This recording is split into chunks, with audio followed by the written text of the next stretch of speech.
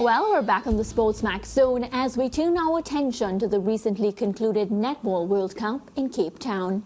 The Sunshine Girls arrived in South Africa with realistic hopes of lifting their maiden World Cup title, and as the 10-day event unfolded, a nation grew increasingly hopeful. As the Connie Francis coach team matched strides with Australia in their semi-final on Saturday, it was clear that this was undoubtedly the best ever Sunshine Girls team assembled. But the Diamonds proved just how good they can be under intense pressure. After the teams were locked at 29-all at halftime, Jamaica overturned a 6-goal third-quarter deficit before taking a 48-45 advantage with 5 minutes to play in the fourth and final quarter. It seemed they were about to deny the mighty Aussies, but that's when the women from down under went into overdrive with a 12-6 run to finish the contest, celebrating wildly as they clinched a 57-54 victory. Despite their dream of lifting the title ruined, the Sunshine Girls found the grit needed to turn back New Zealand 52-45 and secure bronze on Sunday. It was their third straight tournament win against New Zealand, dating back to last year's Commonwealth Games. This is the fourth World Cup bronze medal for the Sunshine Girls and first since 2007, while it was the first time New Zealand failed to medal at a World Cup. Australia went on to win their 12th title, crushing the England Roses 61-45 in the final. All right, team, so, it's at this point that we get to give now the Sunshine Girls their roses and praises because they have been amazing as well. We spoke about the Jamaica Reggae Girls. They got enough of the show, but the Sunshine Girls, one of the best we've seen in a while. Interestingly, you said that the Sunshine Girls have been amazing as well. I wouldn't say as well. I would just say the Sunshine Girls have been amazing. So yes, what the Reggae Girls did is special because they got into the round of 16 of a Football World Cup that they were not expected to get beyond the first round. And yes, that is impressive. But now we're talking about a team that finished third in the world. Yeah, so let that sink in for a second, that you're talking about a team that is top 3 in the world. And so that in itself is phenomenal. But let me go back to what I said on Friday's show. I did say that clearly this was the best Sunshine Girls team and therefore this was our best opportunity to win a global title. Having said that, I also said that we were not to be surprised, and in fact we shouldn't be too disappointed if we didn't win the tournament, because that semi-final against Australia was always going to make the difference as to whether we won the title or not. Because the Australian team is an excellent team, Lance and Mariah, and they proved that in the semi-final under immense pressure. They came up big when it mattered, and you have to give them credit for that. So yes, it was a great opportunity for the Sunshine Girls, but take nothing away from them being unable to lift the title here. As we look at the stats coming out of that 54-57 goals, I thought this was a pretty clean game. 14 turnovers for the Jamaicans, 12 for Australia. Both teams, I thought, took care of the ball for the most part. It was difficult on the defensive end for both teams. It was only at the back end of the match that Bruce for Australia came to the party in a big way. Shamira Sterling as an individual was brilliant for Jamaica as well. If there is one criticism for me or critique on the part of the Sunshine Girls, is that as a defensive unit, I didn't feel that they were as good as they have been up to that point in the tournament. Yes, Shamira Sterling was brilliant in big moments as an individual, but as a unit, I did not necessarily feel that we had the type of impact on the Australian offense that I would have expected given the overall quality that we had in that unit.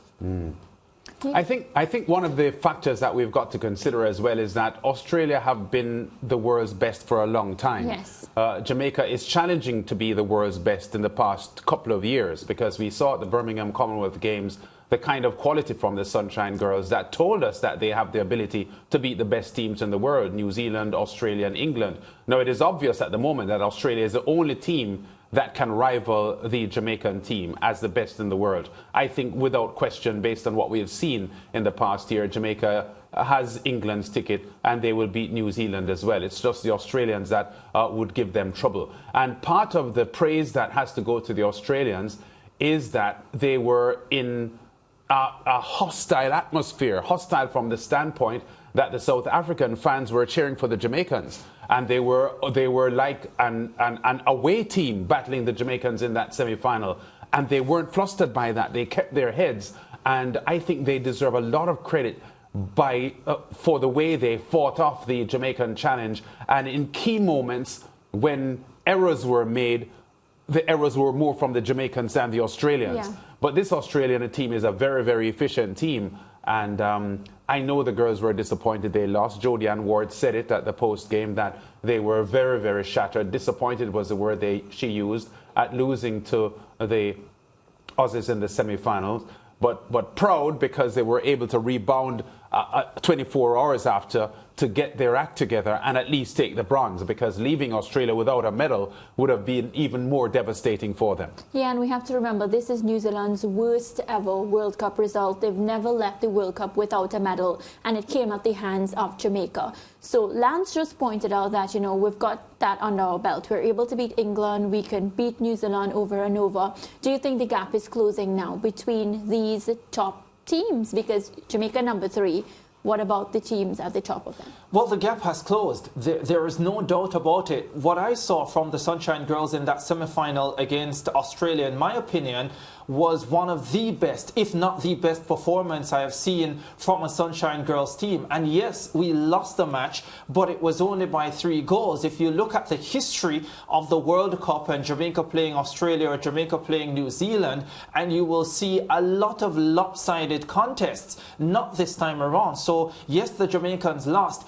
but for a long way in this game, for a lot of time in this game, especially at the back end of it, it really looked as if the Sunshine Girls had the beating of Australia. Yes, Australia pulled away in the 3rd quarter. They led by 6.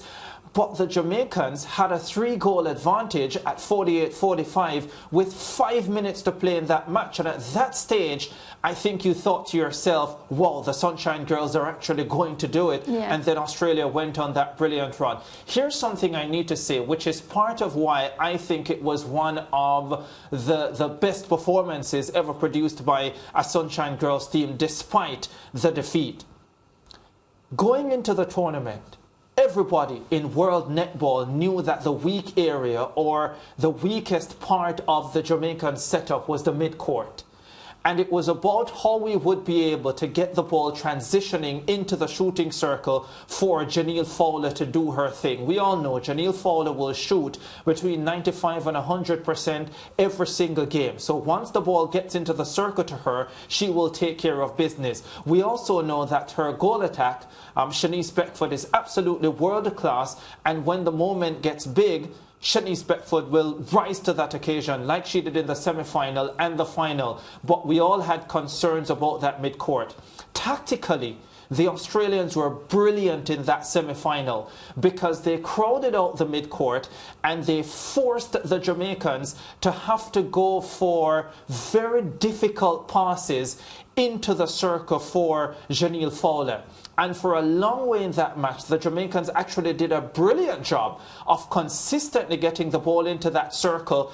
There were some of those passes that were really close. I feel that as the legs tire towards the back end of that match, it became more difficult to get those accurate passes into the circle, and it gave the Australian defenders opportunities to intercept, which they did quite well, and it is what I think made the difference. But what Australia was able to do that no other team has been able to do against the Sunshine Girls is to apply mid-court pressure, not for 15 minutes, not for 30 minutes, but for the entire 60 minutes of the game. They never let up. They kept the pressure on.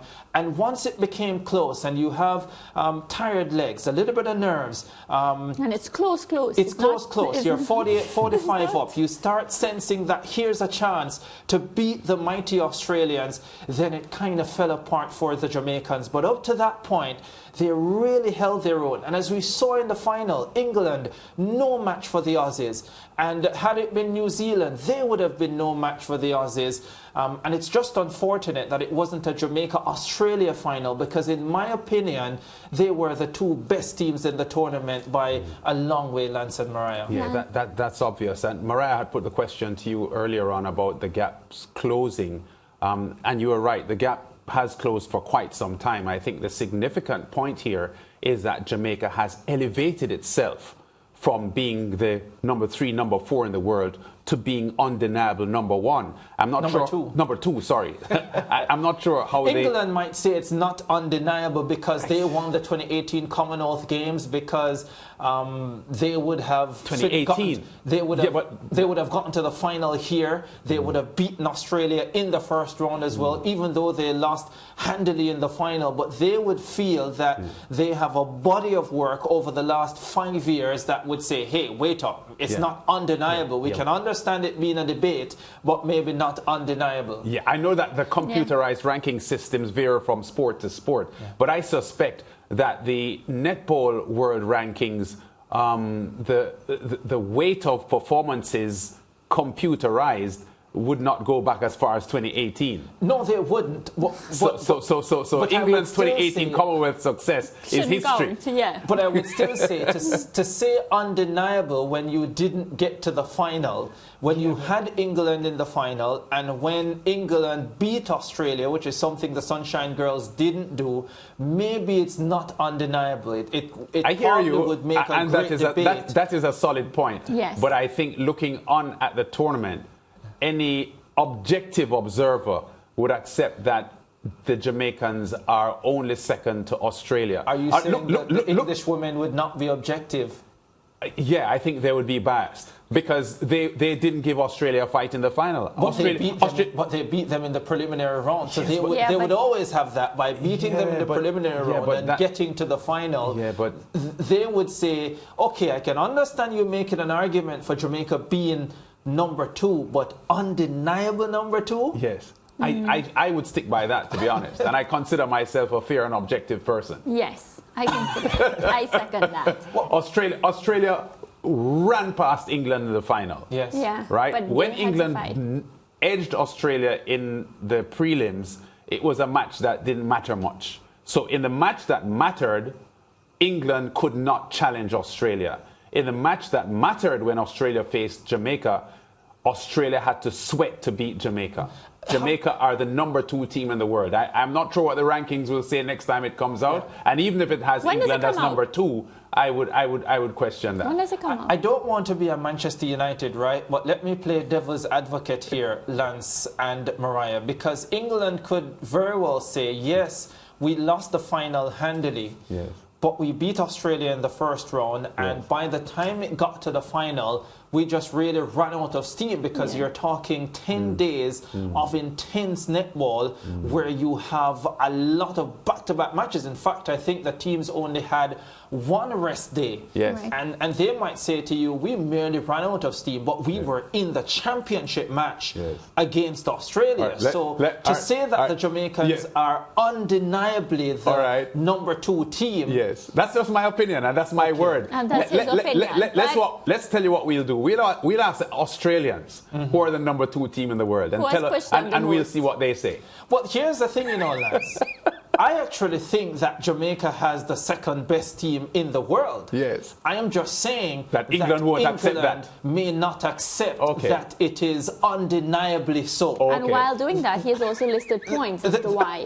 They may accept that it is so, but to say that it is undeniably so, I think that is where the issue will come in. But this Jamaica team is good, Lance and Mariah, and the problem, though, going forward is that you're not sure how long Janelle Fowler will stay around. Yeah. And she's the engine of this team, and you have to wonder what this Sunshine Girls team will look like without Janelle Fowler. I just want to make a quick point, because I said this before the start of the tournament, and it is why I would have taken Shimona Nelson over Imelda Aiken. And I have not mentioned this before because I wanted the tournament to be over before I said this. In my opinion, Romelda Aiken was never going to play the big matches. So when it came to the big quarterfinal against New Zealand, or preliminary round game against New Zealand, or the big semifinal against Australia, or the third place playoff against New Zealand, Romelda Aiken was always going to sit on the bench unless Jamaica had a comfortable lead. We all knew that Janelle Fowler was going to play all game when it was a big game.